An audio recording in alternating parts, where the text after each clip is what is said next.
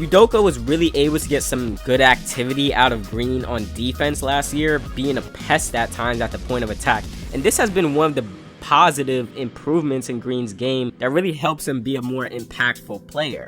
And he's a guy on the defensive end who can really get into you. He moves his feet well, the discipline is better, and he keeps the ball in front. He reacts well to change of direction moves, cutting off driving angles, active with his arms up. There's definitely upside to the defensive end with Green. But the only thing is he isn't too sharp with his off-ball defense. There's moments where he can be active in the passing lanes and generating steals, but he tends to fall asleep and lose track of where and when he needs to rotate off-ball.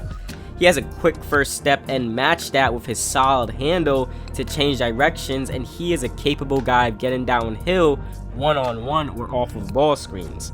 That's a skill not many guards have, that explosive burst. So he has that going for him, which is a positive thing.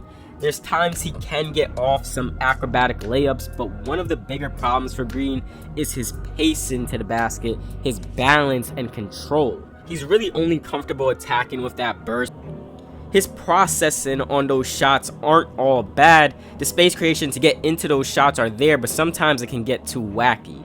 He is very smart about taking threes off of screens, noticing if defenses is playing him up or sagging when he comes off screens, and just immediately get into that jumper. So he has a quick trigger coming off of screens, which is a good sign that he can be a movement type of guy. Jalen Green has become one of the more underwhelming talents in the NBA. For a guy whose shot creation skills was praised coming into the league, the efficiency just never matched up.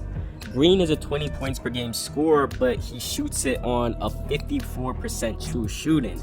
Not much of an efficient mark. I think the easiest skill for Jalen to grow on to be a much more deadlier option is the shooting. That efficiency all around has to be better. Green attempts 8 threes a game and only shoots 35% on those. Now his mid-range game is something he can lean more into. He takes a ton of threes, and his mid-range game, the efficiency there is just very poor. 35% mid-range shooter from there. And Green doesn't really have a spot that he can seek out or get to and be deadly. Green is an underwhelming playmaker for a guy who is getting high usage with the ball in his hands. The lack of consistent shot creation really hurts his playmaking, as mentioned earlier. Defenses don't bend or get out of whack when Green handles the ball, living with that one-on-one play. And he can make the extra pass or play in 2-on-1 situations. He just doesn't see the next play after the initial play. And I'd rank him as a below average passer. But there is potential that I see from him to where he can be a pretty solid, reliable secondary level passer if the consistency and reading the floor is better. Now, Jalen Green is a clear example of having the loud skills, the explosiveness, bursts, acrobatic finishes, creating shots, but the quiet, small skills are just not there. The pacing, seeing the play after the play, the at times loose handle, the shot selection, picking the ball up early when he's met with heavy traffic. These lack of skills limit him as a number one scoring option.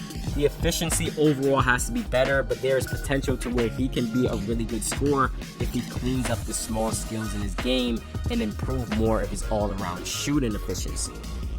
That'll wrap it up for this video. What are your thoughts on Jalen Green and his development? He's a Phoenix Sun, but we don't know if he's going to be moved anytime soon or where he's going to land. So, have you gave up on Jalen Green? Are you still there with him? Let me know in the comment section below. If you enjoyed the video, please do give it a like and subscribe to the channel for more NBA breakdowns like these. With all that being said, y'all, I will see you all in the next video.